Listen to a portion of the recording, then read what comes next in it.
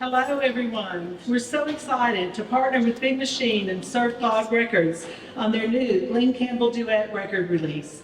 I hope you had an opportunity to visit the Curve Gallery within the museum and see the extensive Kim Campbell collection of Glen Campbell's artifacts and memorabilia. When the Musicians Hall of Fame and Museum opened in 2006, Glen Campbell was in the first class of inductees. We curated an exhibit showcasing his work with the Wrecking Crew. So when Mike Smerling offered us the opportunity to bring the Kim Campbell collection to the Musicians Hall of Fame and Museum, we knew it was a perfect fit for the Curve Gallery. Many thanks to you, Mike. When you look around the entire museum, you can see and feel Glen's work in so many of the other exhibits. We talk about the Musicians Hall of Fame representing all genres of music because studio musicians don't play genres, they just play music. They may be playing a country session in the morning, gospel in the afternoon, and rock and roll at night. Glen Campbell was that player. He touched the lives of so many other musicians by playing on records with everybody from the Beach Boys to Steve Wariner, Frank Sinatra, Elvis, Sonny and Cher, Merle Haggard, to Stephen Curtis Chapman. The list goes on because no matter how big a star he became in his own right, as an artist or as an actor, he never missed a chance to go back to his roots and first love as a studio musician. He loved being a musician, and what an incredible musician he was. Yeah. Yes. Thank you to the panel that has gathered to share some stories about Glen's life and making a Big Machine and Surf Dog Records upcoming Duets album. I hope you enjoy a glimpse inside Glen's life and know his legacy continues through his exhibit here at the Musicians Hall of Fame and Museum and the Duets record, Ghost on the Canvas Sessions. And how cool it is to be here now and get some insight of the making of the record before it drops later tonight. Yeah. Now, please welcome the most awarded Christian artist in history with 59 GMA Dove Awards, 5 Grammy Awards, 50 #1 singles, and the recipient of the 2022 BMI Icon Award, the incomparable Stephen Curtis Chapman.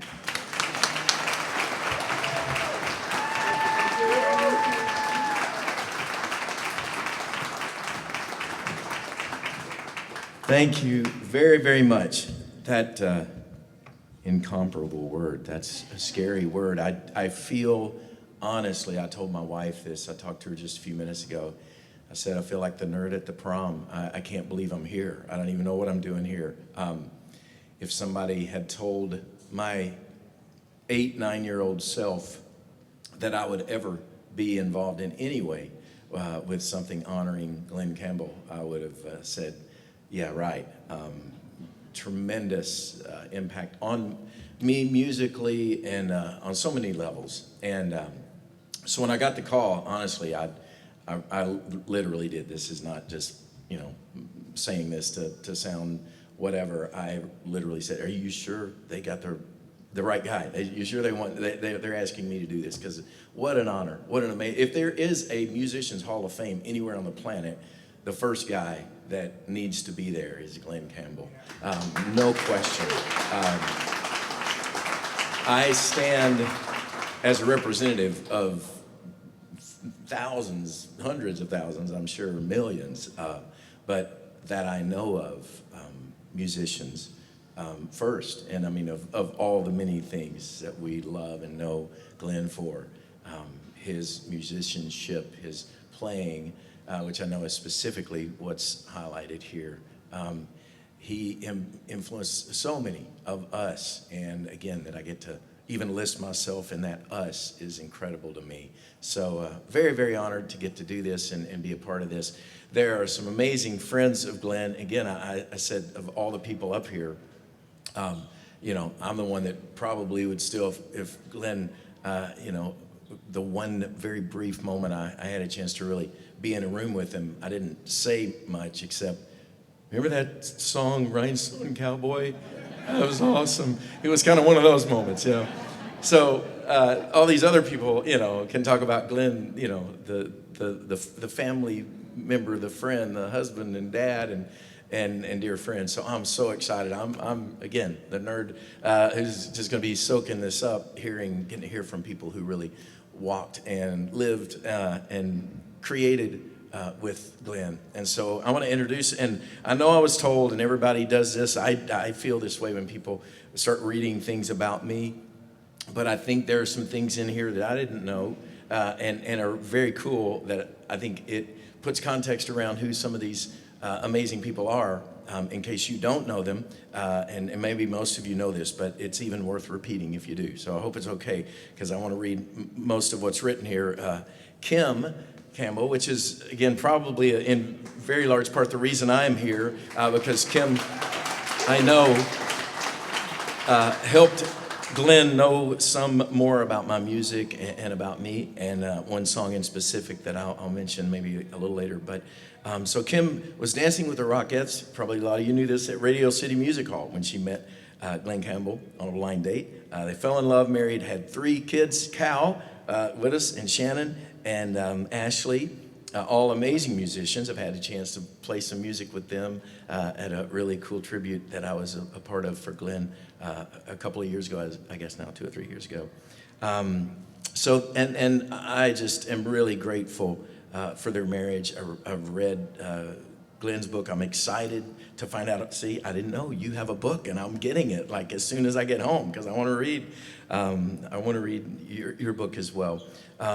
But your marriage of over 3 decades, we're grateful for that. The testament for me personally to God's grace and faithfulness for you guys as a couple is an amazing story, aside and on top of all the other amazing things about Glen and about yourself. Thank you for that. But the greatest challenge, of course, is when Glen was diagnosed with Alzheimer's in 2011.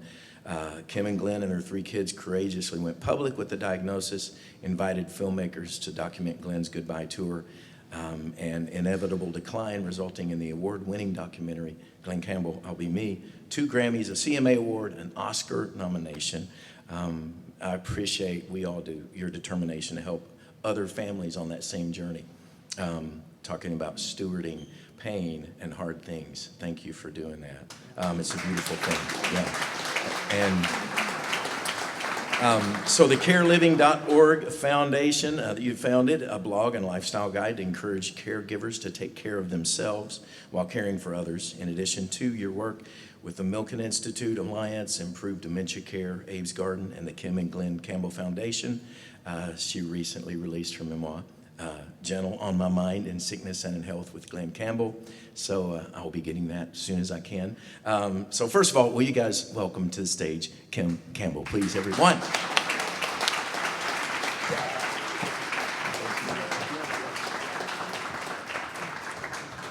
And one of Kim and Glen's greatest accomplishments, Glen's son and Kim's son, multi-hyphenate Glen Campbell. I had to look that up, I'm going to admit, see, because in Paducah, we don't get a lot of multi-hyphenates, and I didn't know what that meant, Paducah, Kentucky, where I am born and raised.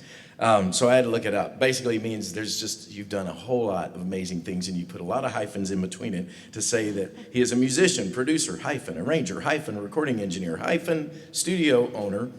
He's played for Glen, hyphen, Beck, hyphen, Air Blue Gowns, and the Jones Sisters. He's also played drums for Jimmy Webb and the Webb Brothers, as well as, and this is the first time I saw you, I didn't meet you, but I saw you playing drums with your dad at the Ryman on the final tour, which was, I'd say I saw you. I barely saw you because my eyes were full of tears the whole night, because it was a beautiful, amazing, incredible, honoring tribute to your dad and his music, and so really thankful to get to have you here. So please welcome Glen Campbell. Yeah, brother.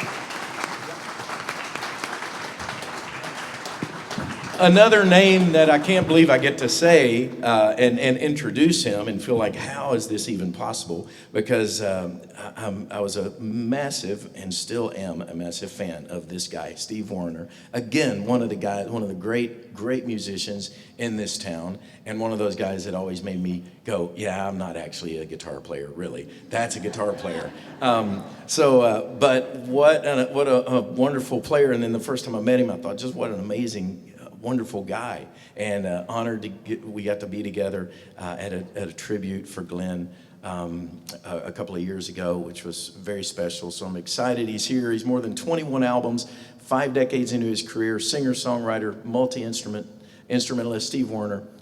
He is also a multi-hyphenate.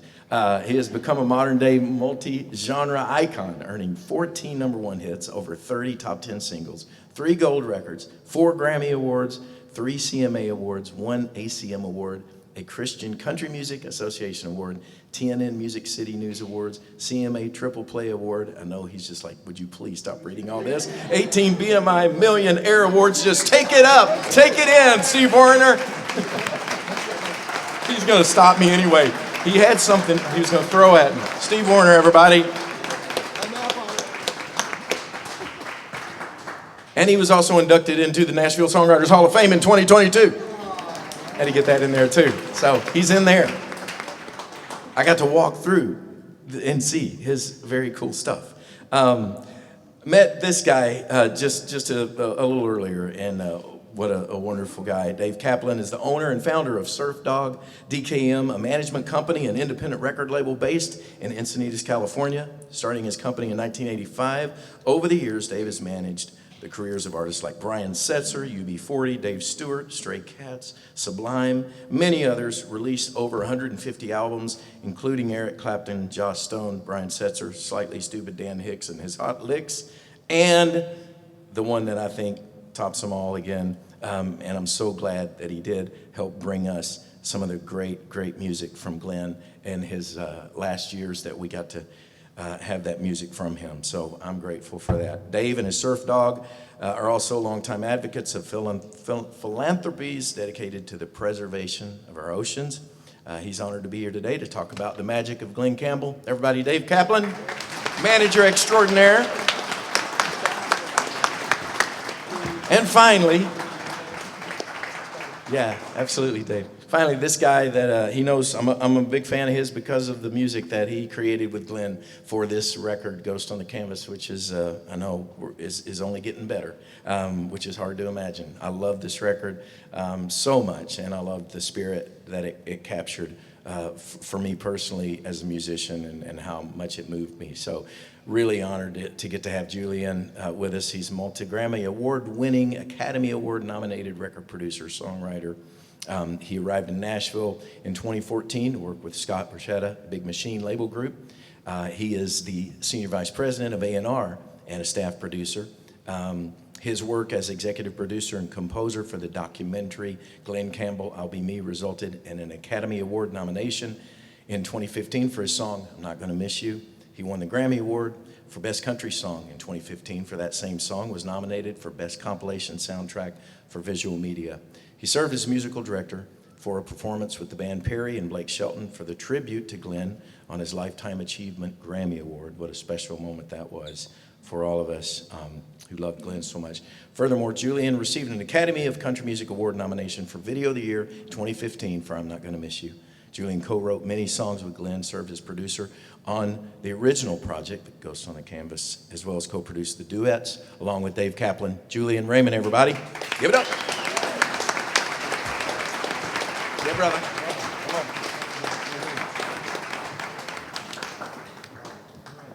Is this one on? Am I supposed to talk on this one? I think I would. There we are. All right. So I've said plenty now, so I will ask a question just to kind of get things started, but you guys, please, wherever you want to go with this, we're just so excited to have you here. Kim, first of all, just again, thank you so much. Personally, thank you for just the way you helped connect me and kind of invite me into you guys' life and story. A song I wrote for my wife, I Will Be Here, that Glen covered, which is one of the greatest moments in my songwriting musical life, to hear Glen singing that song. It's a beautiful song. Yeah. Yeah. And it was so special. So thank you for that. Thank you for all that you've done to contribute to this, what's going on in here. And with that, I want to ask, as far as the artifacts in the museum, is there one that kind of brings you the fondest memories? And then with that, what do you think it would mean to Glen to have this going on in this Hall of Fame, this Musicians Hall of Fame, to have all these artifacts and all these special memories of him? Oops. Sorry, I got to turn my ringer off.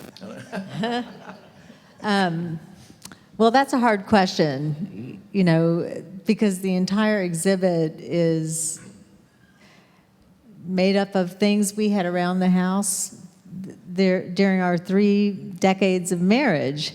And, when I look at the costumes, and I can remember back when Cal and Shannon were growing up, and they wore them to their prom. Wow. Which one was that? I got to know. Do you know? Oh, them and all their friends. Oh, and their friends. I didn't know how valuable they were at the time. So, but they all had nudie suits on going to their high school prom. And then another really fond memory is when I look at the biblical harps that Glen and I picked up in Jerusalem. And we brought them all the way back to Phoenix, where we were raising our kids. And we had a big Passover Seder in our backyard. And Passover's coming up next week. So I'm thinking about that. And, of course, looking at Israel and the trials that they're going through. God is so faithful. But our good friend Alice Cooper came to our Seder. And Alice is a believer. He's got a great organization called the Solid Rock Foundation. Yeah. That helps teens and connects them with faith in the Lord. So that was a beautiful night and good memories there. I see True Grit, that exhibit, and Glen, and he's also in the Wrecking Crew, so that's part of this museum as well. His career just goes on and on and on, and to your second question, Glen would be so honored to be a part of the Musicians Hall of Fame. In fact, I think that in our film, the documentary I'll Be Me, Glen's wearing a Musicians Hall of Fame T-shirt in one of the frames. So he would definitely be honored, and to have all of you come today to hear and celebrate the release of this album would mean a lot to him. Yeah. So thank you all for coming. Absolutely, yes. Thank you. And again, I said it earlier, and you could tell from everybody's response, but this obviously would not have happened, without the closet that you raided. Sorry, Cal, the cool suits are gone. They're here. You can't have them anymore. I'm sure you can, actually, if you want them. But we really are so grateful. I am, as a fan, for those that are going to get to walk through here and just reconnect with Glen and his music and his life. And I would say his ministry. I mean, the impact that even had on so many people's life, the way he would sing. I know Glen isn't here with us, but this album, Ghost on the Canvas, was recorded first in 2009, 10, and so he's not here to say anything about it, but he did do liner notes for that first album, and I just wanted to share what he might have said if he were here today. All of my little roller coaster ride, the laughter, the tears, the successes, and the failures are part of who I am now. They helped create the Glen Campbell I am today, and that's what Ghost on the Canvas is about. It's the now Glen with all the ghost of the old Glen still kind of hanging around. In some ways, it's a musical biography, but hopefully you can find a little bit of yourself there too. Everything I have in this world, in some way, connected to music, and I give it to you. Enjoy it. I made it with a smile and a real sense of gratitude. Wow. Thank you. Yeah. Thank you, Kim. Yeah. Man. Cal, this is kind of a crazy question. I looked here, how your dad influenced your musical journey. Do we have, I'm sure, hours and hours to talk about that? But what kind of respond to that and just talk about your dad and your music and anything you want to share with us about your papa? Well, growing up, there's just always instruments around. So you'd end up in like a little station. He'd come over and start kind of just jamming something along with you, trying to play with it, get some response. Yeah. But drums was the first thing I really gravitated towards. Right. And him and I would just sit and play for hours. Wow. It was something, I'll cherish forever. Those were the greatest days. But yeah, growing up, he would always come in. We started playing a little too loud, so he wouldn't come in as much. But, he was just the most nourishing and just encouraging for all of us, and just really wanted us to succeed in everything we did. Yeah. Well, I know what I loved about seeing you guys play together, because my sons play music, have an amazing band, and they toured with me for about 5 years on the road. And so when I came and saw you guys, I think that's part of what all the emotion was, because I'm seeing a guy who was so influential and kind of a hero of mine, and his kids around him, and particularly given the season of his life and life that you guys were in together, and how you honored him and stewarded that little window of time coming around your dad, and that was really special. Thank you for giving that gift to me and to all of us, and carrying on the legacy of great music that your dad gave you. It was a blast. Yeah. Thanks. Steve Wariner, and again, you guys jump in anywhere. There's no format to this specifically, but Steve, you and I, what a fun thing to get to walk through this with you, and because I would have missed a lot of things, and he was like, "Oh man, check this out," and then I got the inside, I got the extra. I don't know if I'll probably get an invoice for that, and from Steve, that's going to be an extra $50 for that tour, because he got that. That was Cold Chills at that exhibit back there. And by the way, that Raymond show was unbelievable, wasn't it, that night? Oh, man. We were there. It was unreal. And so proud to be there that night. And my buddy Carl Jackson took us back, and I got to introduce Ross, my son, to Glenn that night, and you guys met Ross. And so that was a very special night. And but yeah, Glenn, I don't know, I always say there's a couple people that's the reason I'm doing what I do, and that's Chet Atkins and Glen Campbell. And I even tried to comb my hair like Glenn, during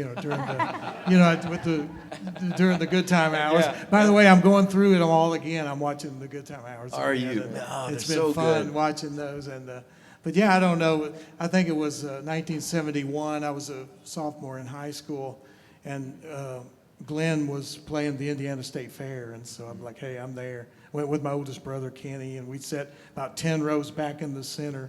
Yeah. And Jerry Reed opened the show, and Paul Yandell, Larry London playing drums, Steve Shaver playing bass. And then Glenn comes out and lays them out at the Indiana State Fair. And I go, that's what I want to do. I'm moving to Nashville. As soon as I How old were you? I was sophomore in high school. Yeah. Just That's so cool. so that's. And then I bugged my buddy Carl Jackson 5,000 times. Carl, get me back to see Glenn. I got to go talk to Glenn.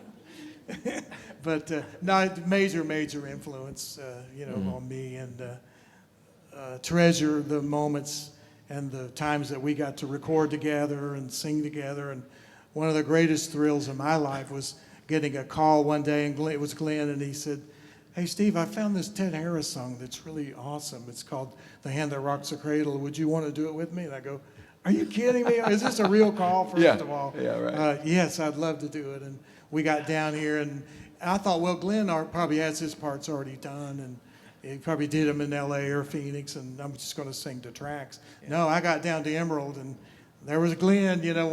We did it on one microphone, cheek to cheek. Are you serious? Unbelievable, and I love it. I love it. Glenn had this is how cool he was. He had like a Tic Tac or a Lifesaver or something.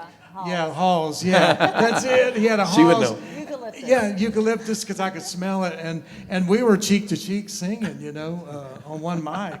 And I remember it blew me away because I'd sing a line, and then while I was singing, he was getting ready to sing his lines, and he would take it out and then sing his line. I go, that is the coolest damn thing I've ever seen in my life. And I'm standing there singing with Glen Campbell, Yeah, So, yeah. Anyway, Gosh. enough being a fanboy, but It's thrilled to be a part of this today, and I'm so excited to hear this album. I'm going to be grabbing it as quickly as I can. So I know, yeah. Well, man, again, I thank you for that song. That was, I remember That's- oh Hand, my that gosh. Hand That Rocks the Cradle. I would do What a that great too. song. I'd do it in shows, and my mom would come out to the shows, and Oh, she yeah. would. I would introduce her, and I'd say, "I did Yeah. this with my buddy." I'd love saying my buddy Glen Campbell. Yeah, right, yeah. And my mom would stand there when I'd introduce her, and I'd finally have to go, "Mom, you can sit down." She just Saying the whole loved it, show. I ain't Hand the sitting Rocks there. Cradle. I'm the mom.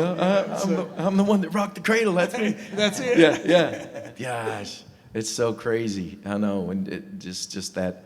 I know you feel the same way, which because you're a legend, and you're yet, like myself, just as we were talking, the idea that you would get a phone call from Glen Campbell and go, "Oh yeah, Glen, is calling me, asking me to do a song," is just my first.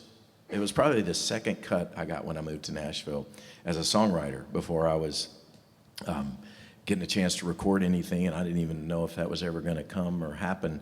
But I'd started writing songs, and I had written a song for. I heard about a kind of patriotic album being made, and this would have been like 84 or 5, somewhere 85 or 6, and it was a album and Glen was going to sing on it, and so I wrote a song called "Another Day in America," and submitted it, just like that would be the greatest thing in the world to get Glen Campbell to sing my song. And he recorded that song on that record. And it was, to get that phone call that Glen Campbell was going to sing a song that I'd written, given that my whole life was so influenced by him. So what a cool thing, just to. We were, get to if I do may that. say another thing, we were looking at back there. You and I were talking, and I saw his Glen's guns from True Grit. Oh, yeah, and you said I this. flashed back because I remember with TK and we came out to your guys' house that day. Cal, you were real small, very little, and I remember meeting you that day. And I remember Glen, he took us to the house, and Glen goes, "Here's my gun that I wore in True Grit." And I remember we were like going like, "Oh, that's cool," And I walk in, and there it is. And there all it's- of his True Grit stuff. Yeah, and yeah. Really a special thing. And I'll speak to, everybody knows what a great musician, what an influence Glen had on so many genres of music Yeah. and so many records. But one of the things, too, about Glen that I always loved was his kindness, how just sweet he was. He was so nice to me. And the first time I met Glen ever, and I'd been bugging Carl about it, and Carl, TK and I and some of my band, we played in Cleveland it was a radio station, big festival outdoors. And I knew Glen was playing at the Front Row Theater across town in Cleveland. And so we arranged it with TK and we arranged it with Carl. So we go over there and we walk in, and I just was lucky enough to have a song in the top 10 at that time. That's why I was there, I guess. But so we're in the back of the arena, and Glen makes a comment about this. There's a kid in the audience that's got a new record out that's doing real well. Yada yada. Would you stand up, Steve Wariner? And I stand up. Now here's how kind he is. I stand up, and the Super Troopers find me, in the room, and Glen goes, come up and sing with me."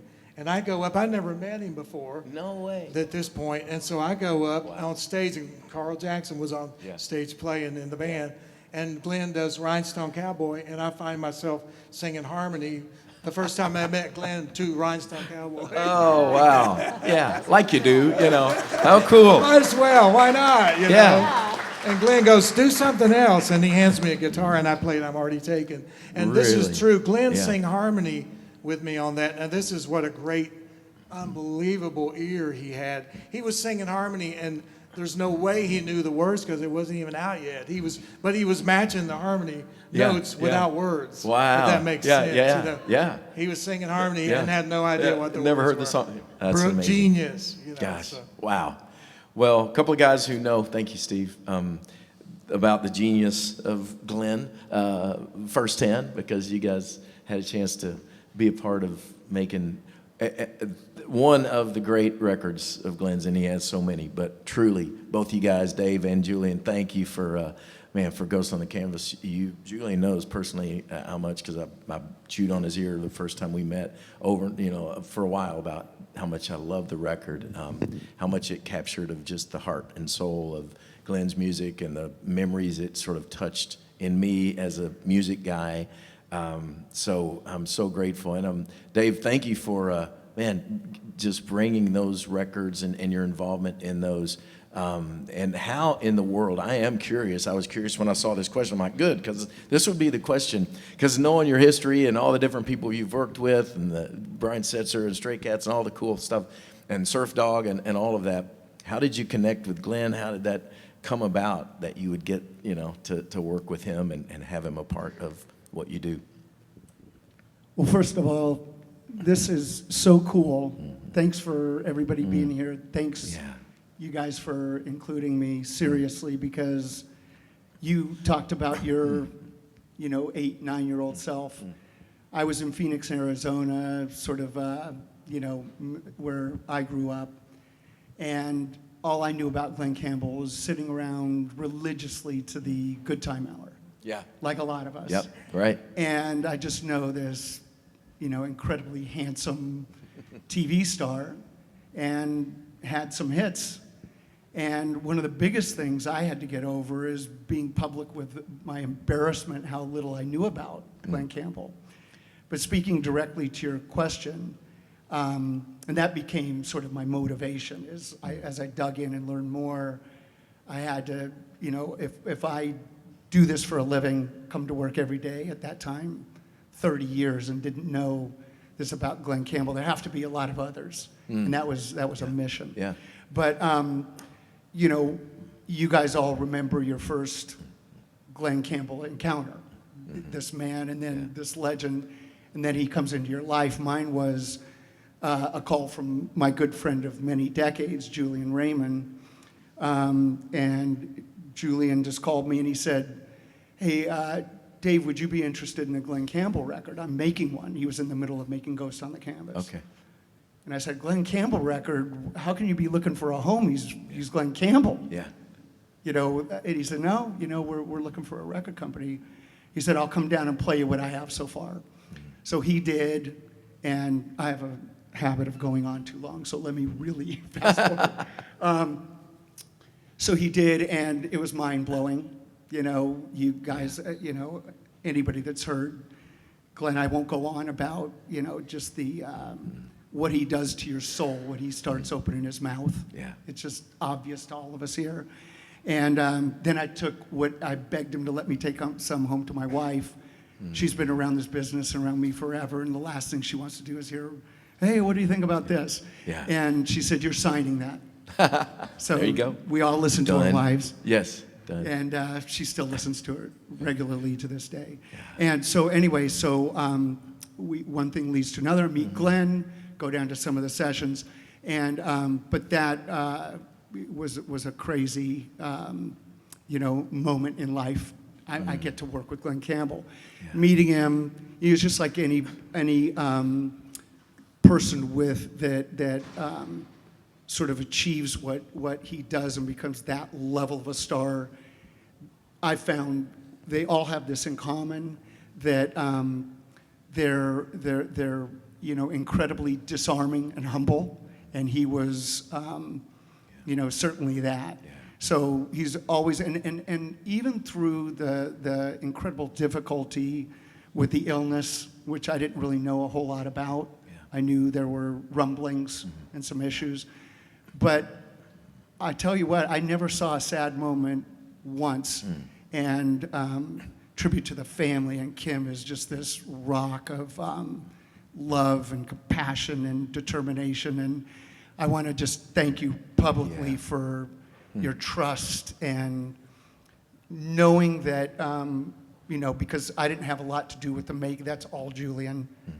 Very humble guy. He won't go through he took Glen Campbell and as much as we know what a legend and icon he is, there was a period of time when he was sadly, I'm going to say, forgotten to an extent, you know, by, you know, and so Julian just said, you know, recognize what we're all saying. Yeah. Said, I'm going to make records, and made this one, and, you know, co-wrote everything. It's just incredible talent. So anyway, but I never remember a sad moment. Glen was always funny, charming, just disarming, and just a really, I just remember just fun, good times. Yeah. Hopefully that answered the question. Yes, absolutely. Yeah, thank you. Thanks, Dave. Well, you mentioned Julian, and Julian, again, I've already said it, but love the work you guys did together. It was so excited, so grateful that you did capture what you did with Gus on the Canvas, and then your work with Glen and with the family and the film and all that you guys did in the time that we had with Glen. So thank you for that. So as far as this Duets record specifically that we're here to celebrate the release of, and the amazing artist, you know, I'll just go ahead and say it. I begged and pleaded, you know, because I love this record so much. I called you actually at one point. I was like, Julian, let me on this record. And I think it was Eric Clapton that kicked me to the curb. I don't know who it was, but or Sting. It was. You know, yeah. If you're gonna get kicked to the curb, that's all good. But so I was so excited that this album was even going to have another life. These great songs. I mean, just it's full of heart and soul. So can you talk a little bit about just how this record came to be? I'm sure you could talk for hours, but tell us a little bit about that. It's difficult now to talk about it for me because it's like, first of all, this would have never happened without Kim allowing us to do this. Yeah. She's very protective of Glen, as she should have been. He was diagnosed with Alzheimer's, which I didn't know a lot about then. And it overall was a happy record because of one thing. He still had his faculties together enough to pick the songs. We left, it took a year to make not because of what he was going through, but because he was very particular about what he wanted on this record. He felt at the time this was going to be his last record, and he wanted to make it a great one. So not only did he handpick all the songs, he played on everything, and I got to sit there and be part of that and watch him playing a guitar solo with Brian Setzer and Dick Dale and all these, you know, it's like legends, people who were incredible. And it was a happy time, and he overall was really great through the whole process. The record, I call it a concept record because what we wanted to do was do a record that kind of had a lot to do about his life, but also had a lot to do about what he was going through at the time, which was hard to do. But it was easy for me because I kept a diary, a journal. Glen talks, and he says a lot of funny things and interesting things. And a lot of the song titles, a lot of the lyrics came from his viewpoint on what was going on at the time. I mean, like one of Glen's favorite songs was a song called There's No Me Without You. Yeah. And we were standing around in the kitchen at the studio one day, and he was looking at Kim while she was talking to someone, and he goes, you know what? He goes, there's no me without her. Yeah. Oops, write that down. There you go. Yeah. That's where it started. Yeah, and same thing with, you know, I'm not going to miss you. He was upset at one point just talking about Alzheimer's and what he was going through with that. And because I don't know what everybody's making such a big deal about. It's not like I'm going to miss anybody anyway. So I'm not going to miss. Just all these phrases, all these things came right out of his mouth. And the funniest location, this record was recorded in a studio that, I'm aging myself here, but does everybody remember a show called Mr. Ed? Yeah. It was recorded in the barn where that door swings open. Hello, I'm Mr. Ed. The studio was in that barn at that location. Yeah, in Tarzana. So it's pretty weird, yeah. That's pretty cool. Yeah, pretty funny. Yeah, so yeah, Wilbur, exactly. So anyway, but the stories are endless. I could certainly tell you about everything we went through and the people that contributed to this record. And even when so many people love him, And he has such an influence on so many people, and that's why the diversity of this record musically was so critical. Because you got an artist, a band like X, a punk rock band, who loves Glenn, and they were the first punk rock band in history to ever have a platinum record. So, and this is like in the '80s. So it was amazing to see the people that just loved him, and everything rock, alternative, country. They were all over the place. He touched a lot of people. Yeah. So the making of the record is one thing, but we're here to talk about Duets, and Duets actually started because of Dave Kaplan's idea to do a Duets record. Okay. So he called me and asked me if I would help him, and we're longtime brothers, and I said, of course I will, and the first person we got was Elton John, so that made it easy. There you go. Yeah, to kick the door open, because the first thing everybody would ask when you do these kind of records, well, who else is on the record? So, Elton John? Okay, Yeah. I'll do it. So it helped a lot, because the second one we got was Sting. So Yeah. it got Yeah. easier as we went along. So, but, I mean, Dave, you can talk about this too, but basically what we decided to do, which was the hardest thing, in my opinion, to make the record, we selected the song to send to an artist to see if they would do it. This wasn't a random sending out all these songs to different people. And most of the people, with the exception of a couple who had reasons why they wouldn't do it, and a couple people, actually didn't respond. We had a few things like that, but for the most part, everybody was on board pretty much right away. But we'd always discuss what song do we think would be right, for There's No Me Without You. Yeah. Dave came up with Carole King. So, and also part of it was, who we knew that loved Glenn, and how do we approach these people and what we do. So it's pretty, I think overall it was relatively easy. We got strung around by a couple people on a couple things where they said they'd do it and they never got around to doing it, and we had to move on and, things like that, but that's just life. But overall, Ghost on the Canvas, I'm proud to say, by Rolling Stone 2 years ago, was voted the number 88th best country record of all time. So Wow. that's a real That's honor amazing. for Glenn. Yeah. So pretty cool. So, but I think that's pretty much the process of how we selected people and got it done. It's just, it was difficult on one hand, but on the other hand, it was very rewarding, because what we do, some of the things we were in the studio for, but most of them was during COVID, and we'd send it to them just to do what they wanted to do on it. And it, most of all, they were all very careful of Glenn's voice. They didn't want to do too much, and we always wanted them to do more, and we'd have to actually send it back and go, man, can you just sing a little more, sing more harmony, or because they were, well, no, I want to be careful. I don't want to, it's Glen Campbell. I don't want to do that. Really? So it was fun overall. And again, one of the most amazing things about this record, I know it's not out yet and you haven't seen it, but the artwork on this record, Kim sent us the pictures for this, and they're pictures that we had, or you had, but were never seen before, and never.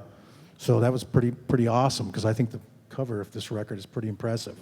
So yeah, it's awesome, and we got all these amazing quotes inside with photos of everybody who contributed, and people just loved them. And you can tell by the quotes. I won't say what a lot of them are, but when you read them, they're very emotional. They cared a lot. It was a big deal. Yeah. So, yeah. Yeah. Just to add a quick thing about the artist reach outs. Yeah. There generally were no no's. There were a couple that just thought it was too emotional to sing with a deceased person. Yeah. And but everybody wanted to make sure they expressed that, oh my God, Glen Campbell. Yeah. But to Julian's point of not wanting to step on Glenn, they were, I would say, we don't have to name names, but many of them expressed intimidation by the vocal. Oh, I mean, absolutely. just listening Yeah, to for this. sure. Yeah. And Yeah. you're talking, Okay, I know. look down the list. Yeah. It's, Yeah. to hear from these kind of people. And then because of that, they wanted to do less. And we said, but we already have Ghost on the Canvas. We're coming to you for a reason. Yeah. And really did encourage them, to go ahead and step out. But they were so respectful of Glenn. And then when they get in there and strip everything away and hear the vocal, intimidated by Glenn. Yeah.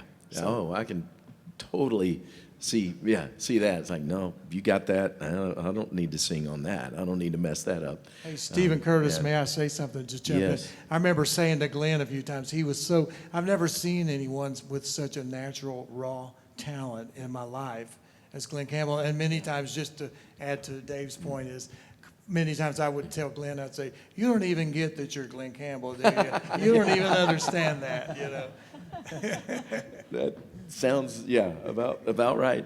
Gosh, so good. Well, man, I'm really, we are all grateful, and even just what little bits I've heard, so excited and thankful for you having the vision, Dave, to do this and to create this Duets record. And I think, again, you see all the people clamoring, wanting to be a part of this. When Julian and I talked, and you're naming all the list of all these people that were, wanting to be a part of it, some that, didn't even end up getting to be a part of it. But Bono and everybody else, you were saying, everybody is wanting to sign on because it's Glen Campbell. Again, just speaks to the incredible legacy and the impact of his, of his music on all of us. On I just the music want to world. add that I was really moved that Brian Wilson contributed and also re-recorded some of the music for a song called Strong. And I heard that he's recently been diagnosed with dementia. And, I'm sad for that, but he's had a beautiful life, and he was still present and did such a beautiful job singing with Glenn on this album, which means a lot to me, because when you're facing something like Alzheimer's, losing your memory, you reach out for the people that you love, and you try to hold on to your memories as tightly as you can, and with your family and your loved ones near you, we were able to do that, I think, for Glenn, and I hope the same for Brian. Guys, any other stories, anything else you want to share or say about this record or anything, and we'll be done. Just quickly, since Kim said it, Go ahead. No, Yeah. go. about Brian Wilson, Kim, I never spoke to Brian about it, but knew that people knew he was in a fragile state, so there was a very little chance that he could do it. And when it got to Brian, it came back to me that there were a few songs. He said, no, we suggested a song like Julian said. We figured this is, he said he heard another one and he wants to do it, and it was Strong. And he said, there's a reason. So this wasn't just a random, okay, let me lend my vocal, let's quickly do it. He said that he had given Glenn a song in the 60s called I Guess I'm Dumb. I'd never heard of it. I'm writing it down. I love that song. And he said, I wanna do an homage or something to that. So the point is, not that I even make the connection now, but there was a real deep thing going on. It wasn't just, let me just quickly do this. It was really special. And I don't know if you know, Glenn took Brian Wilson's place on tour as a Beach Boy for about 6 months of his career. So that was an honor for Glenn. And now to have Brian join to duet with him on this album really means a lot. And the very last thing, and I'll shut up, is to hear you legendary guitar players, because the very first thing I did when Julian came down to play, I said, I called Brian Setzer, a longtime client. I said, Brian, I might be signing Glen Campbell. And I thought, oh, that's cool. Yeah. He said, Glen Campbell, that's one of my biggest inspirations ever as a guitar player. Yeah. That was the first time, Yeah. like I said earlier, Right. my embarrassment about not knowing the Wrecking Crew and Frank Sinatra and, playing with the Beach Boys and all the deep history. That was the first bulb. But so to hear you guys, it brings me back to that he said he would wait up and pray at the end, sometimes in the good time hour. Yeah. He would jam with people, Yeah. but not Right. always. Yeah. It was sort of like, Oh, do yeah. I get the prize? And he'd live for that. And that Yeah. was one of his huge inspirations, but as a guitar player. Totally. Yeah. Gosh. And we need to thank Linda from the museum for all this as well. Yeah. Thank you. Absolutely. She's awesome. Thank Yeah. you. And the team at Big Machine, Sarah and Quinn and Mike Rittberg, thank you for helping us put this together. Yeah. Thank It's you. very great. And Dave's team at Surf Dog, Yeah, great team. and, Scott's here. My 21-year-old partner, Scott Sane, I get all the credit, he does all the work. He's back there. And a few months ago, it seems like much longer, but years ago, Stephen did an amazing song at a Glen Campbell tribute memorial we had. Beautiful, beautiful song. And inspired by Glen, for Glen, with Glen. And I think if we clap real hard, I think he'll play it for us. Well, there's a guitar there. I guess we could. Yeah. Hey, can you guys thank these guys? I'll let y'all sit back down, but thank you guys again. Blessings. Thank you. Thank you.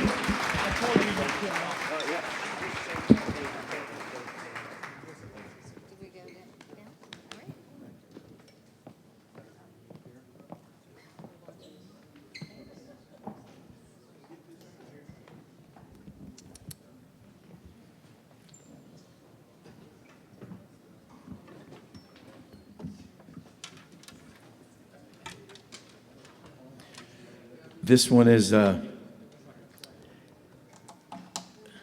want to make sure I don't forget the words, so please forgive me for needing to possibly cheat. But yeah, I wrote this a couple of years ago when I was invited to be a part of this tribute. And so just, again, incredibly honored to get to sit with you all. Thank you, and all of you, and so many who've been a part of Glen's. Carl, so fun to see you, and so many that have been a part of Glen's music. I was the kid who I would wait for the jams, you know, at the end of the deal, like Brian Setzer. I would take Glen's records. One of the first records I remember was a live record that he did, and he played solos all over it. And I would play the vinyl, and I would put my finger on the record and slow it down. Because I could not figure out what he was doing on the guitar. He was just playing these jazz licks and all this stuff. And so for once in my life, remember that solo that he played? If you hadn't listened to that in a while or ever, check out the solo on For Once in My Life that he played. And just, I was like, what's he doing? I don't even have those notes on my guitar. What kind of guitar has he got? My first real guitar was an Ovation blacktop, because that was what Glen Campbell played. And so I had that guitar. In fact, my senior picture in high school that I have sitting on a shelf at home is me with my Glen Campbell Ovation guitar. So you can imagine, you know, when I had a chance to get to have him sing a song of mine, what an incredible honor that was. And it's not an overstatement. It's not over dramatizing it to say part of the reason I stand here, get to sit on this stage, get to be a part of this incredible music community, get to make records with guys like Paul Lime playing on my record, is because Glen Campbell sang and played and gave us the music that he gave us. It really is, because the inspiration, I usually say, my dad, Herb Chapman, 84 years old, in Paducah, Kentucky, teaching guitar lessons today. He does still at his little music store at 84 years old. He's still at it. And so it's my dad, and there's a guy really important to me named Dallas Holm, who was a singer-songwriter of gospel music that really influenced me. And then I always say Glen Campbell.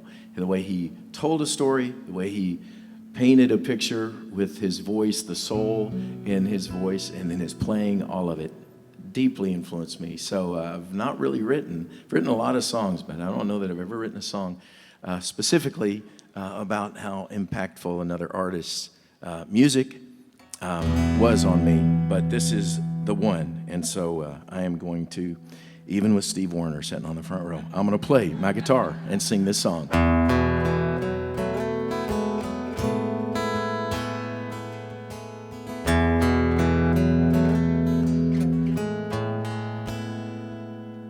You sang about a Wichita line, and I could feel the loneliness down in my soul. And I was right there with you by the time you got to Phoenix, and I felt a sadness like I'd never known. I could hear the sea winds blowing down in Galveston, felt the soldiers longing for his home, and blue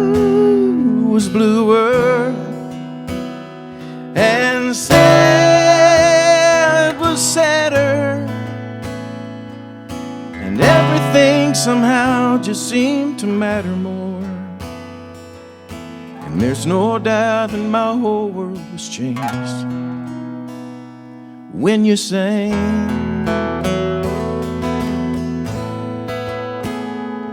Then you told us we should try a little kindness,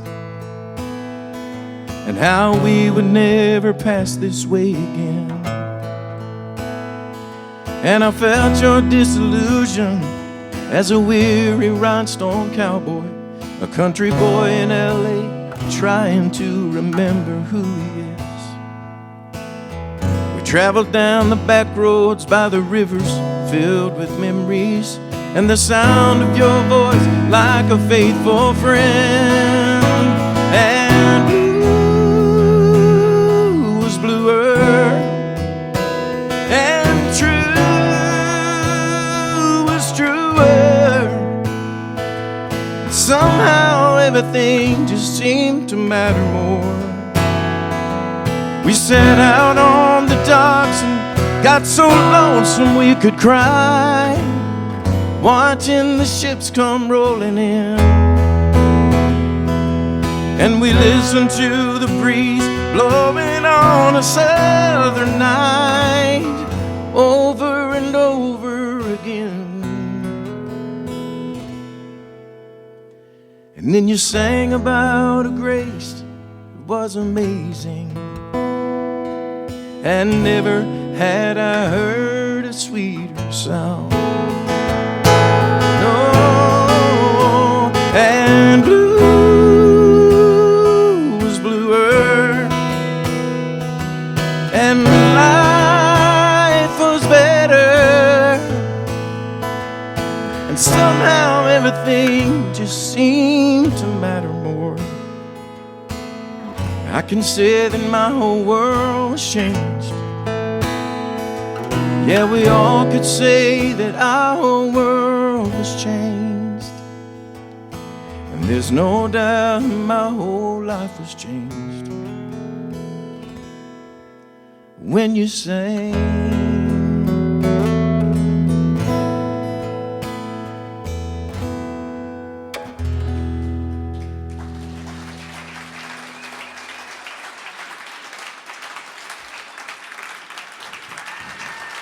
Thank you all so much.